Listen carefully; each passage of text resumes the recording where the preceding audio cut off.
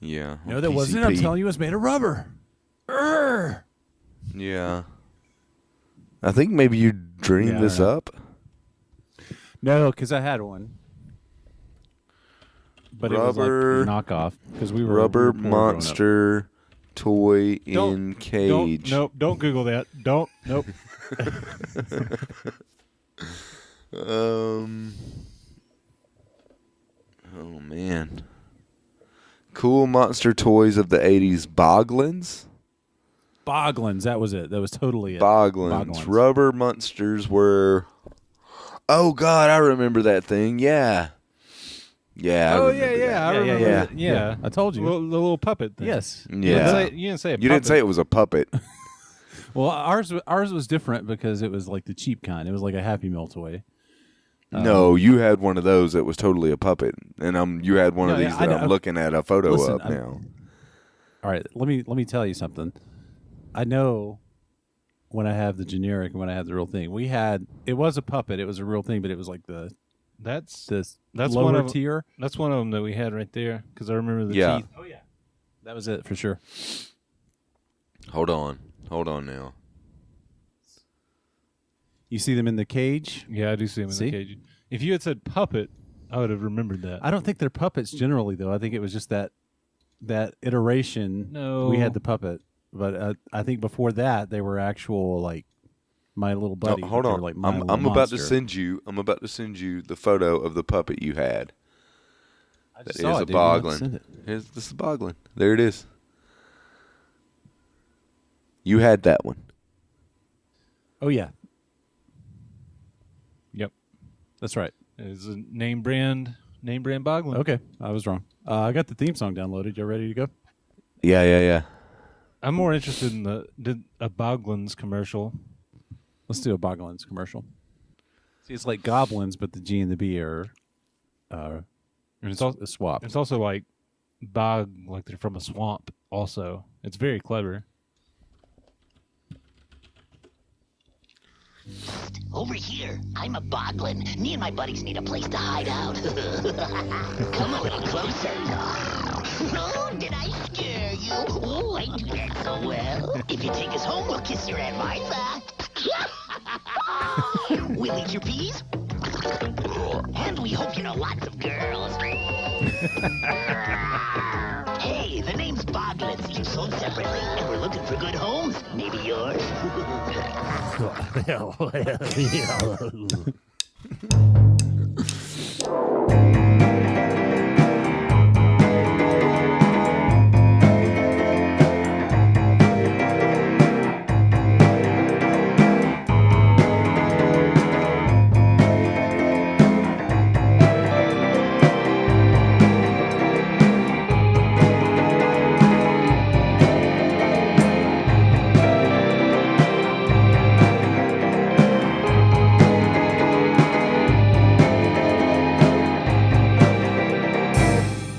Hey, everybody. Welcome to Book Club. This is Dylan. This is Ansel. I'm Elijah. And we are here with you on this day to club a book. The name of the book is The Master and Margarita by Dilly. By Mikhail Bulgakov.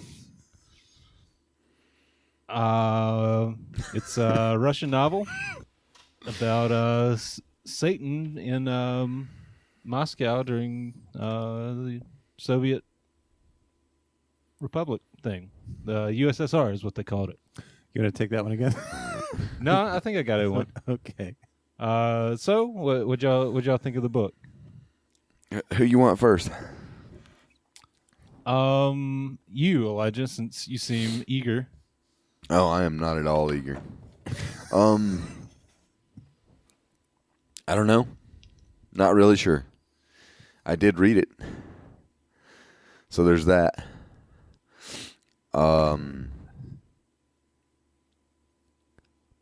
I'm not really sure. I'm not sure if I like it or not. I'm not sure what the hell happens in this book, to tell you the truth.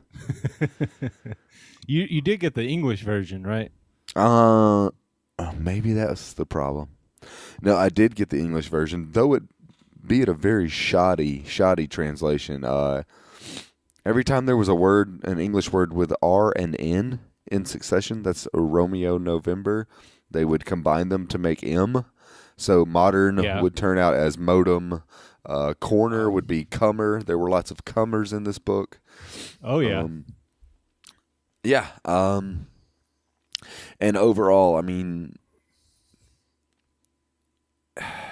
it's a strange book, but not really strange. It's strange in that I expected more to happen eventually that didn't come. There were no comers in that aspect, and I don't know if I like it or not. We'll have to figure that out through discourse, I reckon. That's kind of bizarre to not know if you like something. It sounds like you didn't like it, and you're just afraid to say that you didn't like it. Exactly. Or not that he's afraid, but that's not it at all. I mean, I definitely have a favorable impression of the book, but I'm not sure why. I'm not sure if it deserves me liking it, even though I kind of do, if that makes sense. I mean, like it was halfway through the second half of the book where one of the sentences was, and then something strange happened, and I was like, this has been 600 fucking pages of something strange happening. You know what I mean? Yeah, that's just kind of how the devil does it, though. He's all about that strangeness, getting that strange. Yeah. Ansel, what'd you think about it? All right, I got to be honest with you. I didn't actually read the book. Okay, I tried, and I just wasn't. It was a no for me, dog. I just couldn't get into it. But I did. I listened to an almost 2-hour dramatization. It was like a stage play, and I listened to the audio of the stage play. It's because I didn't want to come to the club empty-handed. So, based on what I heard, I would say, yes, it's very, very bizarre and hard to follow almost. I don't know if it's just because I didn't get a visual sense of what was happening, but I know the plot, and I feel like, I don't know. I don't think I would enjoy the book, but I don't think I would hate it, but it would just be kind of a waste of time to read. It's the kind of book that I would read like a third of the way through and be like, okay, this isn't the kind of book I want to read. Like, yeah, so that's fair. Yeah, I got that from it as well. It's kind of like a let me collect my thoughts here. It needed a very judicious editing. It was way too long for what it was. Essentially, what this story is, it's a love story between two characters, the Master and Margarita. But in the book, you don't get introduced to the Master until about like a third into it. Even further. It's late in the first half of the book, and then you're not even introduced to Margarita until the beginning of the second half of the book. And the whole thing is just this, basically the generalized plot is Satan appears in Moscow. I believe it's 1950s maybe. It's Stalin's Moscow. At least that's when it was written. I think it was set like in the 30s or 40s, but I don't really know. My time. Yeah, I had a really hard time pegging the time on this. But it follows like the literary elite of Moscow, and pretty much the entire first half of the book is Satan and his cohorts, the Behemoth, the Black Cat, Azazello, who is like some sort of demon assassin. What was the woman's name? Hellas. Yeah, some sort of like demon, succubus, vampire sort of character, and that's another problem I had with this book is like the names. Particularly like the Russian naming conventions really threw me off. It was hard to keep track of who was doing what, when, where, and why. You had Archibald Archibaldovich, right. Leopold Leopoldovich, which that's from something else. But yeah, and yet it was difficult to keep up with who's who. Right, and it would always give like the characters like full Russian name, and then it would later refer to them by like that shortened, Yeah. like Yeah, absolutely. like the familiar Russian name, and it really made it difficult to follow. And then that's another problem I have with this. But yeah, basically it's a love story between the Master and Margarita. The Master's a novelist. Margarita is a delicious tequila drink. Yeah, I should say, like, I will try. I can't promise I won't do it at all, but I'll try my best not to say dilly dilly whenever you say margarita, because it's just like I have the urge to. That doesn't make any sense, though. I know it doesn't. I don't know why I behave the way I do. I'm just letting you know. Be patient with me and also appreciate that I've only said it once. Or twice, technically. I've said dilly twice, 3 times now. I've got to disagree with you there on margaritas being delicious. There, I've said it. Margaritas are completely my jam. Ugh. Too many calories in a margarita. That's the only problem with the margarita. All you need is a good scotch and soda. Great. No. See, I don't care for tequila in general, but I can take it in margarita form.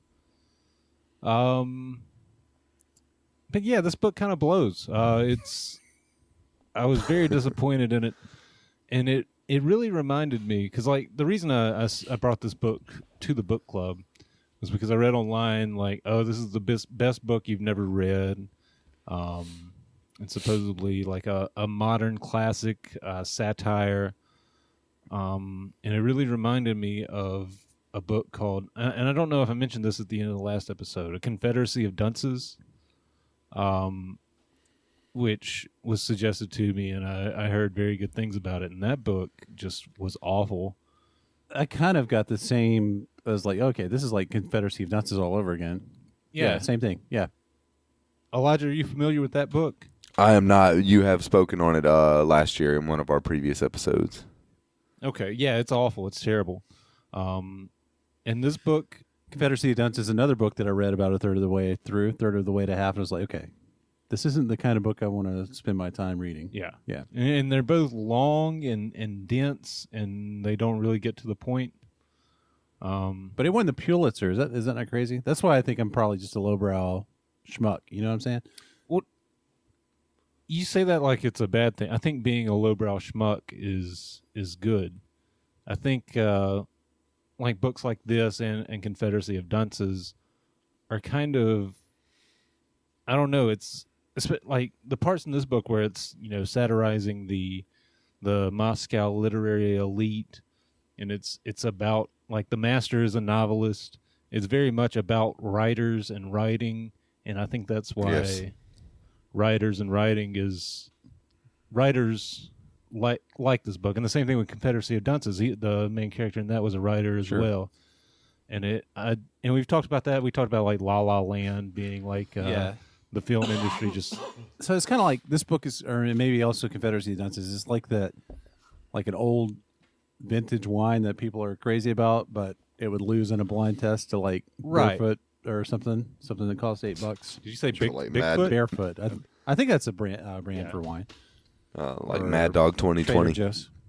Well, it wouldn't lose to that, but I don't know. After a couple of them. Boone's Farm, maybe.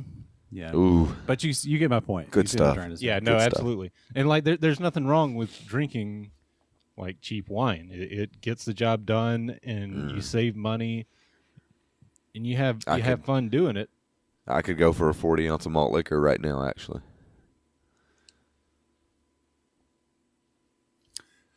Dilly dilly. God damn it. Do they serve Budweiser margaritas in a 40-ounce can? I mean, God, no. Can you imagine the lawsuits? Have you had those Budweiser margaritas in the tiny cans? No, I haven't. They will not suicidal. lay you out. They will lay you out, boy. I'm telling you right now. We'll have to try some when you're down for the holidays. It's like no, 5 thank Loco. You. That like in a 40-ounce can, it'd be like 5 Loco. No, thank you. Cinco Loco. That's too many locos. That's way too many locos. All right. Well, back to the book for a second. The character, what's the cat's name? Behemoth. Behemoth. We need to talk to the listeners about Behemoth. Okay, Behemoth is a black cat that speaks and does things with its paws. Can you think of some examples? Walks around on its hind legs, shoots guns. It's a very stately cat. Drinks out of cups. Yeah. He's big too. They say he's like the size of a hog. Yeah, like a big old fat hog, in the shape of a cat. I enjoyed that character. That character was fun. Yeah. I liked all of the Satan, Professor Woland and his retinue. They were interesting characters. Well, it was weird. You had go ahead, Elijah. No, you go ahead. I mean, talking about the characters, it's like once you sort of like, I just read the first part of this book before I listened to the stage production. You get sort of invested in this character, Homeless, Ivanovich or something like that. And then it's like they completely hand it off once he gets to the whole point of his journey at first is just to get him to this mental institution to meet the master.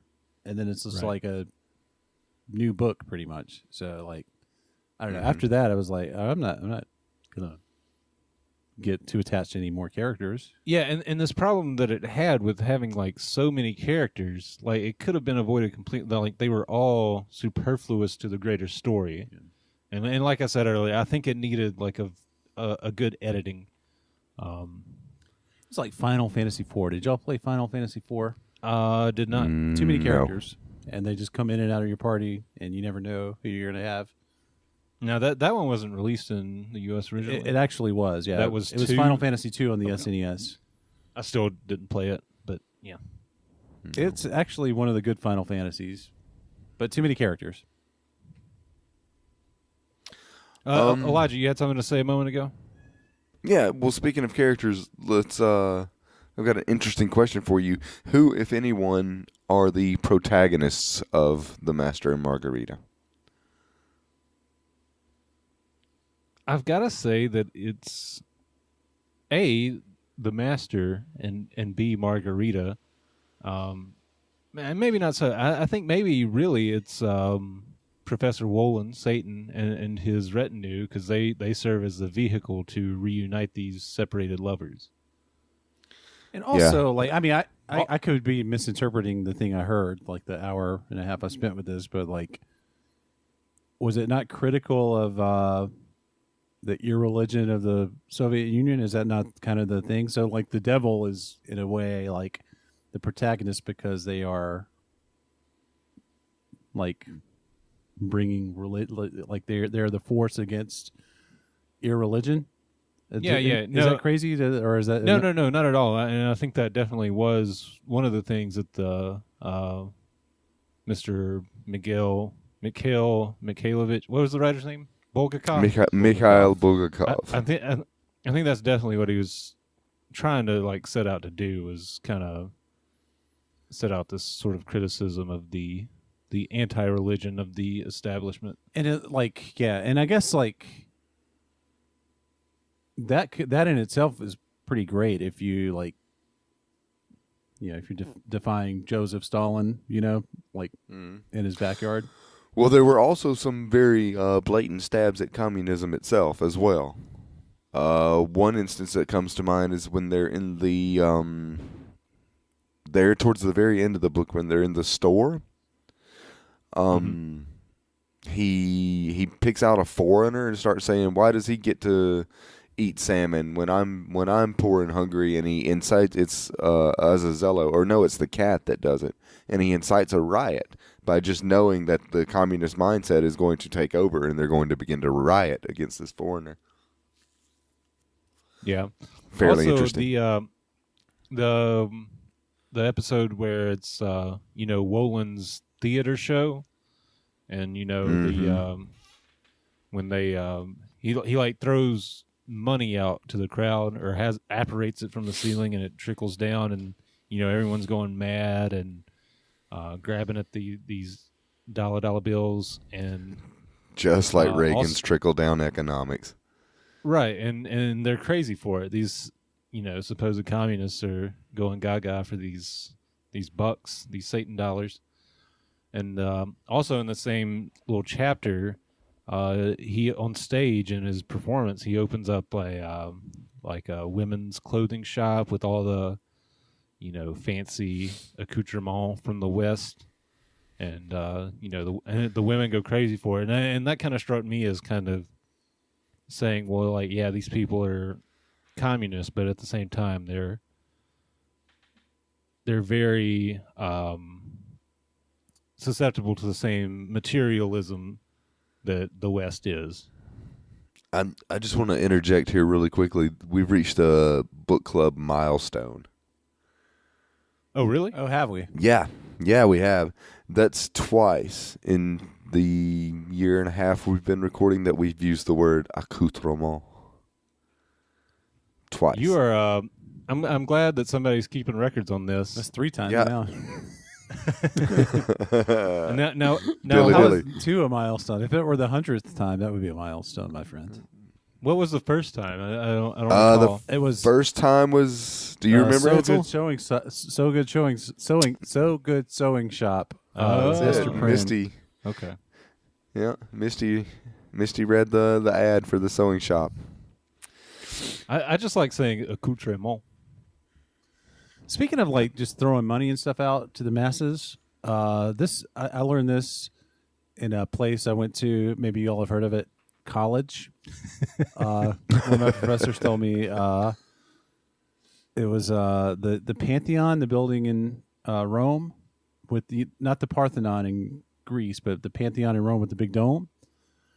The professor, I don't remember who it was, but they were explaining that the way that they built that particular dome is they filled up the structure with dirt as they were building it. They just sort of buried it, but in the dirt they were putting like all this money and coins and stuff, and they got it to the top, and they built the dome on top of the dirt, so it was completely buried, but it was buried with just Money dirt. unimaginable wealth. And when they were done, it's like, hey guys, that pit where we're building the dome, there's free money in there. Just go get it. And it's just like it was. See, yeah. That's fun. I've heard something similar about the Taj Mahal. Like the Taj Mahal was built with like an incredible amount of brick scaffolding. And when it was completed, they told like the common folk, hey, you can come and take the scaffolding down, and you can keep whatever you take down. So like these people that were living in abject poverty and could use some bricks to build houses out of Fire pit. and like think about how big the Taj Mahal is. Like the scaffolding was removed in less than a day. Yeah. Oh yeah. So that's pretty neat. City How planning. many deaths? How many accidental deaths during that scaffolding teardown? We don't talk about that. I mean, just if you had to make a rough estimate of. I don't know. I'm not an expert on like. I couldn't even venture a guess. I don't know, like 11,000. Yeah. Higher. I would say High or it's low? be in the hundreds. Of thousands? No, just hundreds. I'm trying to be optimistic about it. I'll try to see what I can find out on that. Okay. Well, anyway, That's an moving interesting forward- question. Yeah. I'm gonna read off some notes that I've got here that I took during my reading of the Master and Margarita. This first one was pretty good. Anybody that's kind of worked in a restaurant, as we all have, can kind of relate to this little passage. This is about it's fairly early in the book after the guy Berlioz gets killed by the tram, and there's kind of like pandemonium in that restaurant where all the writers hang out at.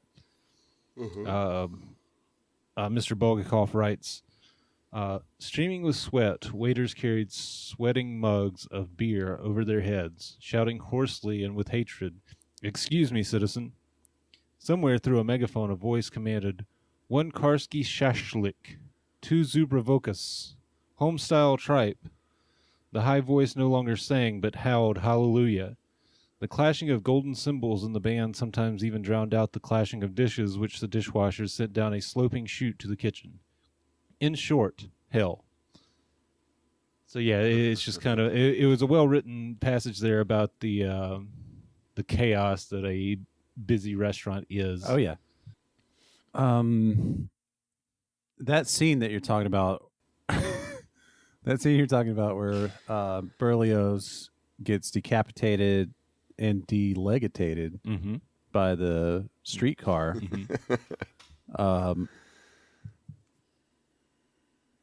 This I saved it on this thing. This is particularly well. I'm not gonna try to sway you and tell you what I think about it, but it was a remarkable part of the audiobook. So I'm going to play it and let you hear it because it's something else. This is the crowd reacting to Berlioz slipping on linseed oil. Sunflower. Is linseed Sunflower oil. Yes. Oh my gosh. So slipped on sunflower oil and was run over by the trolley. And this is the crowd's reaction. Oh my God, his head came off! Oh my God, his head came off! Oh my God, his head came off! Anna! It was our Anna! She was coming from Sadovia. She broke a jug of linseed oil. He slipped and has no head. Anna! It was our Anna! She was coming from Sadovia. She broke a jug of linseed oil. He slipped and has no head. Anna! It was our Anna! She was coming from Sadovia. She broke a jug of linseed oil. He slipped and has no head. Anna. He said Anna had spilled the oil, and by God, Mikhail slipped on it. And what's more, is he said Berlioz would have his head cut off by a woman, and the streetcar driver was a woman. Who the hell is he? God, that is awful. Like, and you listen to that whole thing? Like, is the whole thing that Man. bad? It's not all like You would have been better off reading the book. Thankfully, the whole thing wasn't like that. But I was like, oh my God, this is this is like I don't know. I'm not going to say anything bad about the Mormons because that's where I was going with that. No, go ahead. Like, the Mormons are free game. No, they're good people. Oh, they're a God bless cult. them. They're a cult. So,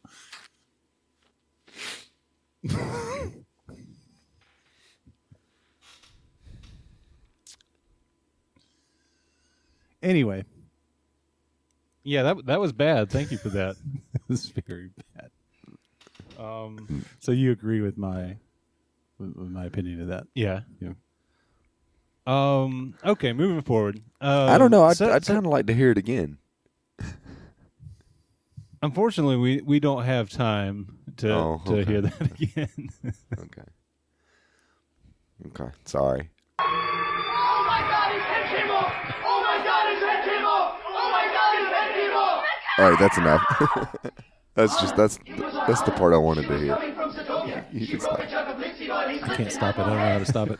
It's like a streetcar. You just can't stop it once it gets I'm not started. good with computers, guys. It's like Pringles. Once you pop that head off, you can't stop. Anna. Oh my God, his head came off. Anna had spilled the oil, and by God, Mikhail slipped on it. And what's more, is he said Berlioz would have his head cut off by a woman, and the streetcar driver was a woman. Who the hell is he? She sounds like, you know who Miranda Sings is? Yeah. It sounds like Miranda. Anyway. Yeah, that's thank you for that, Ansel. And thank you, Elijah, for requesting it a second time. No, I just wanted to make sure. That's the second time we played that on the show. Hey, all right. All right, moving forward. I think we got a title though now. Like, are we going to call this episode "Oh My God, His Head Came Off"? I think Or it should who be the hell like is just he? that whole thing. Like, That's the title. yeah, As the title. yeah. All right, sorry for interrupting. No, you're good. all throughout this book, and this is one of the more clever things that the writer did that I enjoyed. He all the time is saying like devil knows Oh yeah, who did this, devil knows where such and such is, like literally. right. Well, like the characters didn't mean it literally, but literally it was true, because like the devil was doing all these things and hiding all these things and causing all this mayhem. Yeah, I don't know. That struck me as very Vonnegut-esque, that sort of like repetition, and I did enjoy that. Yeah, Devil it was Take it You was was clever. one they used a lot as well. Yeah. Man, All I right, could go for some. I could go for some Little Debbie devil food cake. Was it devil's cake food? What are those things called? Devil's food. Oatmeal cream pies. Devil's food cake. Swiss cake rolls. Little devils Swiss cake rolls. Mm. Chocolate Star Crunch. The okay, moving forward. The one thing that we've yet to mention is kind of parallel to the story of Master and Margarita is also the tale of Pontius Pilate. That is kind of Boring. woven in. Well, see, Elijah, I thought you might enjoy that, seeing as how it brings back a character that we all know and love, Levi, who is mentioned multiple times. Now, in This is a different Levi. This is Matthew Levi of Gospels fame. Totally different Levi. Not Christ's childhood pal Biff. Different Levi. I did like the murdering of Judas. But as we all know, that was Biff, and he didn't stab him; he hung him. But yeah, boring. Yeah. But no, like the three of us, we're not overly religious, but still, we've heard the story of Jesus getting nailed to a tree like ad nauseum.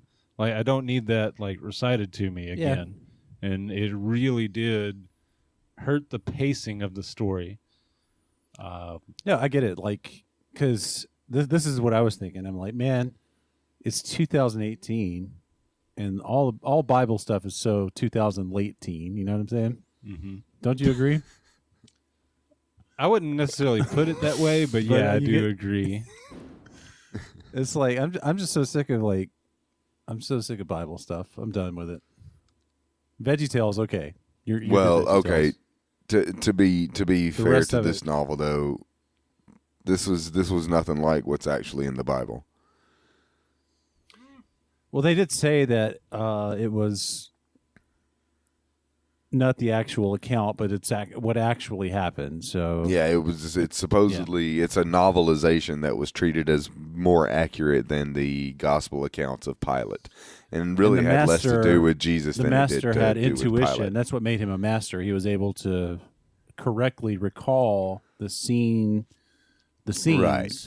surrounding Christ's crucifixion. So that's what made him the Right. master, because he's like, he automatically knew the truth. Which, I don't know, brings a question about the end of the book. In the end of the book, the Master and Margarita are reunited with Pilate Yes. through the devilry of the devil, and he sets Pilate free, and then they go free and live happily ever after. Did I read that correctly? Yeah, it was like that they were, like they didn't get to go to heaven, but they weren't like sent to hell either. They were like in a sort of limbo place. Yeah, they got to rest, I think it was called, or to be at peace. Yeah. Yeah, that's weird. Yeah, this whole book was it was kind of weird, and it wasn't like the good kind of weird. Like it wasn't like a Frank Zappa weird. It was just kind of like a. It was a foreign weirdness. It was Russian weirdness. Yeah. Which I'm not okay with. No. That's another thing I want to bring up. I don't know how often we should do books that are translations, because I wonder if we're really at the mercy here of a one hates to use the word incompetent, but maybe someone who really didn't grasp an English. You know what I mean? I don't know where I'm going with this. It's not a language we can read. We have to rely on an interpreter to bring the English from the Russian, and maybe that's where a lot of this goes awry. I disagree. I think translations are fine as long as they're good translations. I think going back to the war nerd philosophy of the war nerd Iliad, his philosophy of translating was don't try to preserve the prose or the alliteration and those types of elements. Just get an accurate depiction of the story. Right. And I think, I don't know. I think there are different ways to translate where a translation is fine. But I think if you're trying to, I don't know, it's like changing an instrument or something. You're taking something that was written on a piano and writing it for a kazoo or I don't know, a flute. Let's do flute. Well, you can't do the same thing because you're not playing with the same timbre or whatever. You know what I mean? Yeah. And I feel like as long as the translator takes that approach, where it's like, no, I'm going to make a flute arrangement and not take all of the notes and apply them to flute. So I think, point being, that's a long-winded way of saying translations are fine. It's depends on the translator. Yeah, and Elijah, you were mentioning earlier about how it wasn't really translated well, with like some of the words being wrong. Corner became comer. Well, see, I don't know if really that. I shocking to me don't know if because that. Wait, well, hold on. I don't know if that's translation or editing. Yeah, no. What that is this book was scanned with like an automatic scanner type thing, and it was just right. It was input directly into EPUB without somebody going back over. Okay. You see that a lot. Yeah, so I don't think that has stuff. anything to do with translation. Yeah, whenever you download stuff from like torrent sites or when they're sort of gotten illegally, I don't know what's up with this book. I don't know why it's like that. Does that happen when you get books from the library? Because that is where I acquired this book for us. From the no, I library. mean sometimes it can, and in this case it did. Yeah. Okay. Well, yeah, I was about to say, like, it shocked me that was so bad. Like, that makes sense because, like, it's supposed to be like a Penguin Classics. Yeah. So I was expecting like the translation and the editing to be good. Yeah, I mean, I'm sure it was in the bound book, but when you have robots ripping it and making PDFs out of it, then who knows what's going to happen? Yeah, damn robots. Yeah.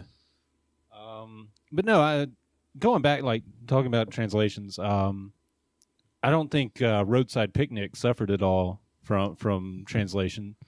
And one of the but things, you don't know that. What was that, Elijah? But you don't know that. I mean, Roadside Picnic was good, but you don't know if it's great. You see what I'm saying? It was great. Yeah. Okay, well then you don't know if it was super great.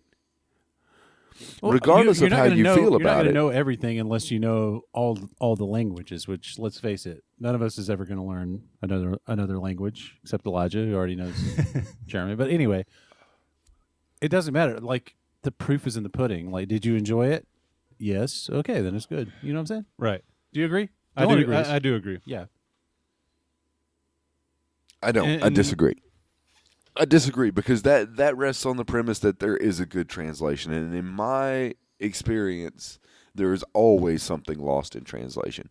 And when it comes to something as serious as a book reading podcast that seriously discusses books as we do, I think that has to be... Hold on. I think that has to be accounted for. Yeah. Well, here's the thing. Let me say my thing first, okay, and then you say your thing. Because mine, here's the thing, Elijah. Yeah. Russia is pretty much like is pretty much the greatest literary culture, I think. Period. I don't think like any other. Really? Yeah, I think I don't think any other culture has as rich a literary history, and so like we can't like the only way we're gonna get to experience them is in English, because I'm not learning Russian, but I do want to read these books. You say that, Well, but I okay. mean, our government might decide that everyone has to You'll learn be Russian. learning Russian very soon, comrade. Don't worry about that. But yeah, the point is like we can't. It would be very dumb to disregard Russian novels based on like, and by saying you have to read it in the original, because guess what? That's not an option for us. You know what I'm saying? Right. And also, like you said, I think that is a very valid point. I mean, War and Peace is widely regarded as like the greatest novel ever written. Yeah. You got Dostoevsky, You got your Chekhov. and even beyond that, like the musical, what's like the ballets and stuff are like highly regarded. Is it Tchaikovsky? Tchaikovsky, the Nutcracker. So yeah, I think I mean it is a pretty hot take that Russia has the greatest literary history, but I don't think you can just discount it, and I don't think we can.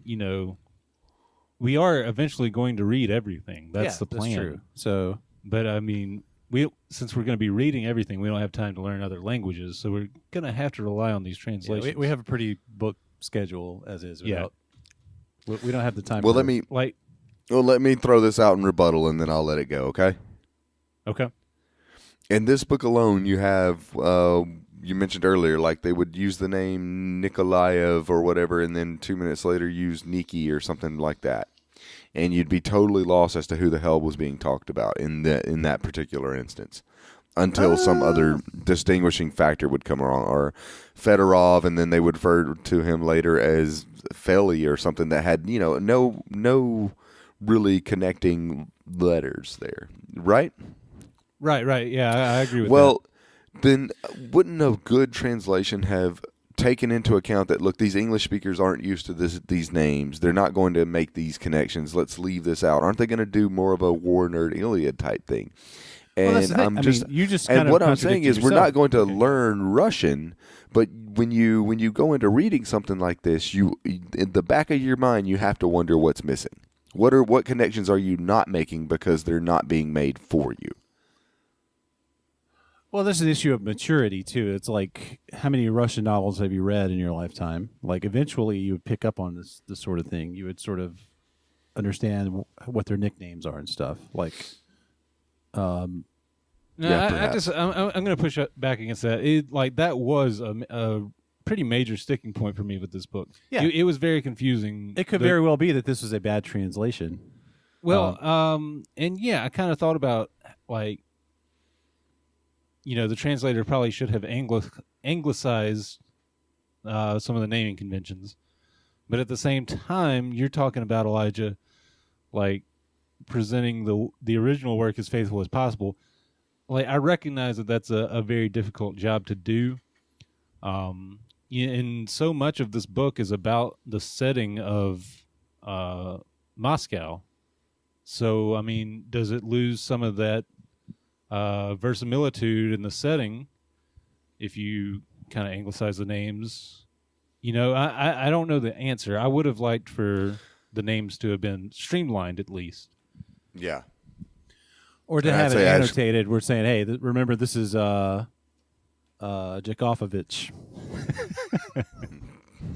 Serious discussions of books on this podcast. Oh man. Let's see. I work with a guy named Petrovich. Every day I call him, "You son of a bitch."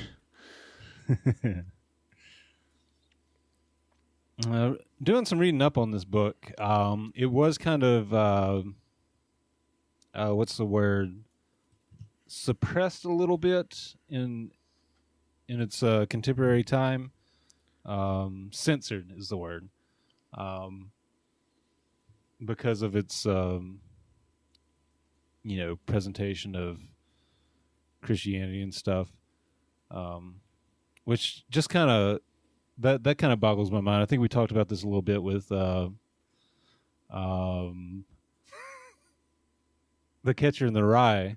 Like, you know, that book was like banned from schools and stuff, and it was so like milk toast. That's good. That's because, like, I mean, Americans are dumb. That's the only reason that was. But I mean, like, schools. This book was censored in Soviet Russia because it was kind of critical of.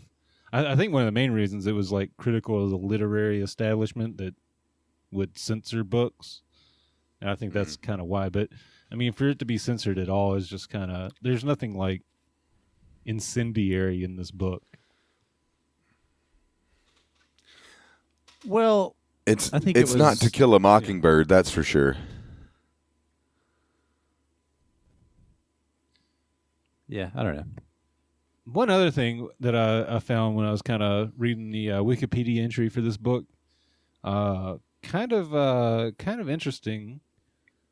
The under like allusions and references in other works, British singer Mick Jagger was inspired by the novel in writing the song "Sympathy for the Devil."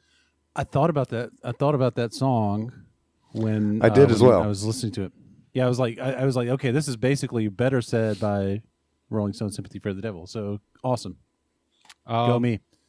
Well, yeah, that's one. The grunge band Pearl Jam was influenced by the novel's confrontation between Yeshua HaNazri and Pontius Pilate in their song "Pilate" on their 1998 album "Yield."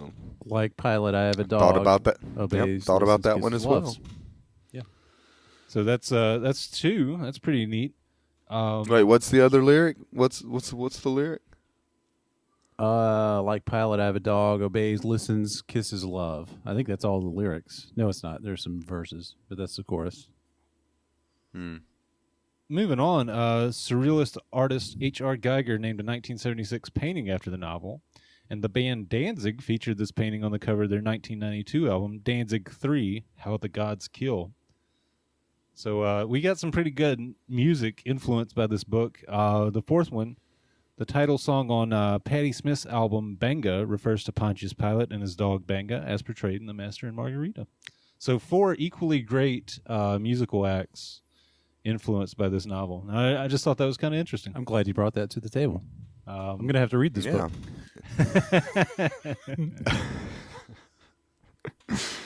Funny. I want to back that up to the first point you made. It was it met with backlash where? In Russia? In the Soviet Union, or in the States as well? What were you referring to there? No, in Soviet Russia it was censored. Let me pull that up here. Clearly. I mean, of course it would be. I mean, and there was. I mean, but was there backlash to it in, say, you know? Okay, Mississippi. This is coming from the Wikipedia page. A censored version with about 12% of the text removed and more changed was first published in Moskva magazine, number 11, 1966, and number 1, 1967. Wow, 12%. Yeah, and I think that was the first publication of the book, and that was like almost 30 years after he had died. And really, it was kind of it was mostly finished, but not 100% finished when he died. But yeah,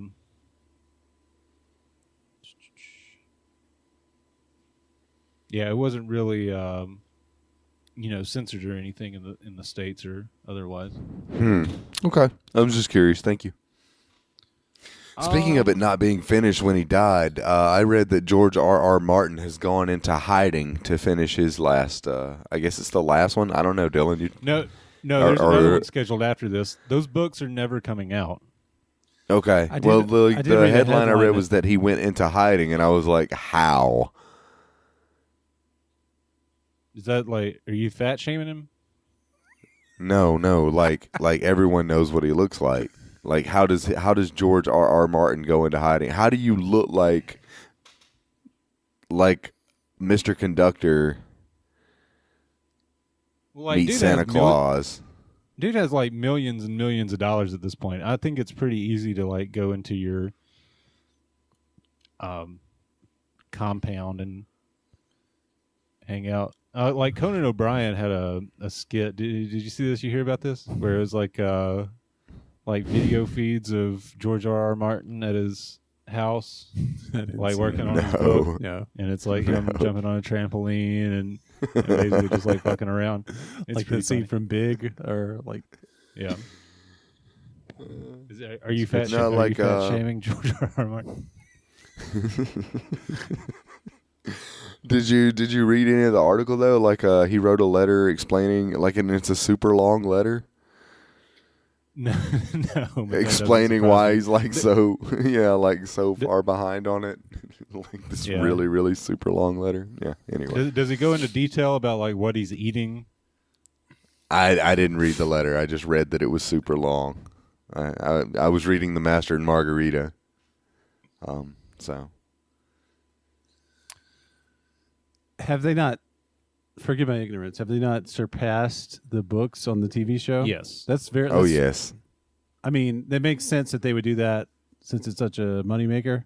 Yeah, totally makes sense. But from an artistic stance, it's crazy that would happen. Right. Yeah. Supposedly, like he gave the showrunners like an outline, and kind of just let them go. I wonder how much wild with it. I wonder how much the show may have boxed him in and created writer's block now that they've gone ahead and like maybe done things that he didn't account for. I think it's I don't know George R.R. Martin, but I think it's a matter of inspirato. I think I just think he's not feeling it probably. Yeah. And you can't manufacture inspirato. That's one of the most important lessons from Tenacious D, is that you can't manufacture inspirato, right? Right. And I think, again, I don't know George personally, but I would imagine, like, if it were me and, something, I had been struggling as a writer for years and years and years, and, like, my books get picked up by HBO and become a cultural phenomenon, and I start making them dollar bills, I might not be so concerned with writing anymore. Kind of like how I have a successful podcast based on reading books, and now that it's successful and established, I'm not so concerned with like actually reading the books. So, I mean, did you read this book? I did read this book.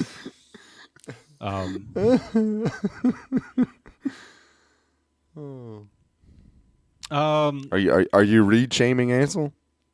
No. I don't believe in shaming people for not finishing books. Like Ansel said, if you're not feeling it, you're not feeling it. You can quit. I felt obliged to finish this book because I am indeed the conch holder. Because you picked it. Yeah. But yeah, I don't think there's any problem, even within a book club, to not finish a book if it blows. So yeah, I'm not read shaming. You guys want to hear the lyrics to Pilot? Is that good? The Pearl Jam song? Yeah. Not really. Okay. I don't really see how it was inspired by. I kind of do, because I have a hard time understanding what he's saying in most of that. Okay. And it's one of my favorite songs, so.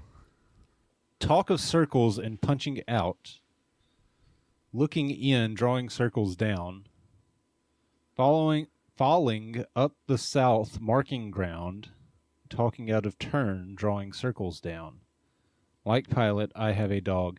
I always thought that lyric was Black Pilot, and I thought it was about the Tuskegee Airmen. So, well, the name of the song is Pilate, not Pilote, like the airline pilots.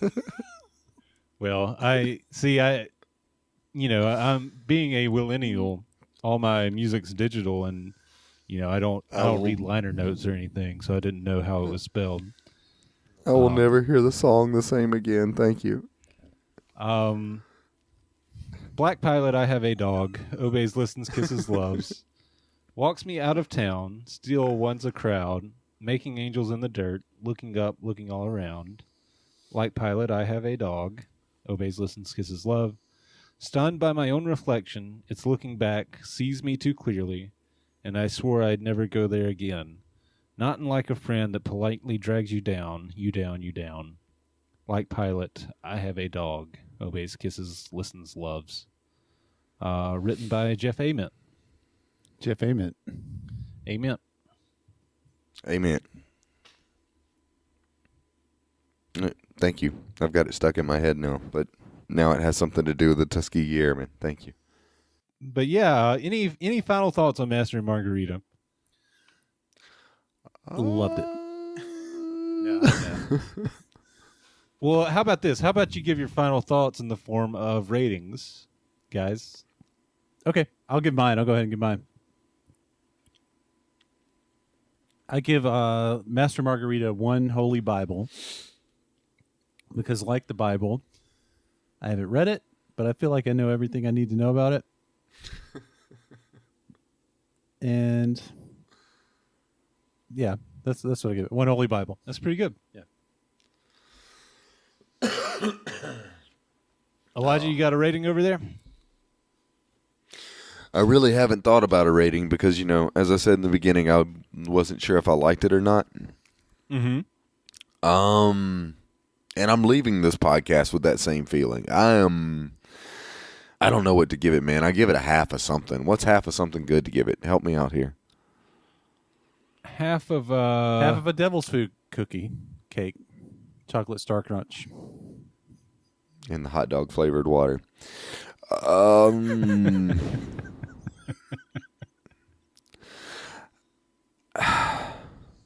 I give it half a dead bird. And here's why. For those listening at home, Ansel and I looked at each other quizzically as if to say, huh? What? Well, I give it half a dead bird, and I think that's because part of me feels like I understood half of it, and the other half, the cat got it. I don't know what was lost in translation. I don't know if anything's lost in translation, and I'm just too stupid to understand it. I'm not sure of any of those things. I halfway enjoyed the novel. I halfway didn't enjoy the novel. And the only good thing about half of a dead bird is that the cat got fed, I guess. Yeah, I'm done. Good time to quit. Yeah. My rating is going to be 3 of Christopher Marlowe's Tragical History of Dr. Faustus, because, that's basically the same story. 3 out of how many Christopher Marlowe's? 3 total. Because this is like three this times. This book is like 3 times as long, Okay. and it didn't need to be. Okay. Christopher Marlowe's... We didn't really talk about this. It is heavily influenced by... I don't know how to pronounce the Goethe. Goethe. Goethe, I think. Goethe. Goethe. It's heavily influenced by Goethe's Goethe. Faust, as was Christopher Marlowe's Tragical History of Dr. Faustus, which is a better story. It's more concise. It's a play. It's not like a novel or anything. But yeah, I kind of wish I had just read it. But I give it 3 because it's like 3 times as long, and it didn't need to be. It only needed to be 1 times as long, and actually needed to be that other story. Okay. All right, so that's our ratings. That'll put a wrap on The Master and Margarita by Mikhail Bulgakov. All right, well, let me just pass this conch on over to Ansel. Oh, shit, I dropped it. Dude. Where'd it go? I think it fell. It's under I think it's on your side. I don't see it. No, it's not over here. Check under your chair. No, No. I don't see it. Do we have any other conches? To the conch store. Here, I'll just hand this right back to you. Actually, I find it kind of strange that I've been sitting over here in the corner for over a year now, and none of you has even acknowledged my presence. I thought that I, Derek Allred, meant more than that to the 3 of you, as Ansel's high school classmate, Dylan's former roommate, and a guy that Elijah kind of knows through his brothers. Well, I guess seeing as though this might be my only chance to hold this conch, I better use it wisely. I think I'm going to pick the next book that we going to club. It's winter, almost December, and I'd like us all to gather around this fireplace and read The Indifferent Stars Above by Daniel James Brown. This book is everything you'll need to know about the Donner Party. And I know that constitutions are pretty weak in this room, but let's throw on our snowshoes and trek to the bookstore or the library or to Amazon and give this book a read. And let's meet back here in a couple of weeks to discuss. Also, as the self-appointed captain of the HMS listenership, I have some things the fans want to take you guys to task on, so prepare for a possible mutiny. Now that I finally have that on my chest, here's your conch back. Thank you. Okay. Yeah. Thanks, Derek. By all Wow. means. Yeah. So, what was the name of that book again? The Indifferent Stars Above by Indifferent Daniel James Brown. Okay. Daniel James Brown, The Different Stars Above. I guess we're gonna have a new conscious in the house in 2 weeks. Hell yeah. So that's pretty exciting. Yeah, it's very exciting. So That's cool.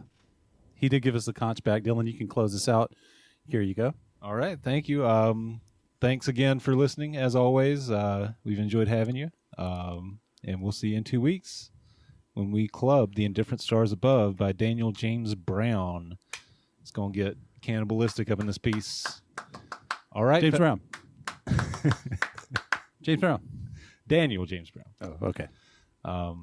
That does it for Book Club. Signing off. We'll see you next time. Bye-bye.